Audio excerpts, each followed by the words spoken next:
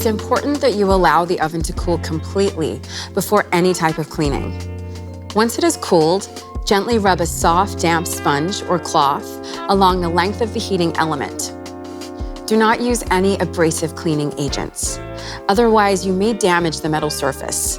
Cleaning your oven with a 50-50 mix of water and vinegar applied to a microfiber cloth is a natural and gentle way to restore your oven's shine. Now, to clean the splatters, which may have occurred while cooking. Because the inside oven walls feature a special non-stick coating for easy cleaning, choose a mild detergent or spray. Take a soft, damp cloth and apply the cleaning agent to the cloth, not the oven surface. Again, to avoid damaging the non-stick surface. Try to avoid touching the quartz heating elements as much as possible.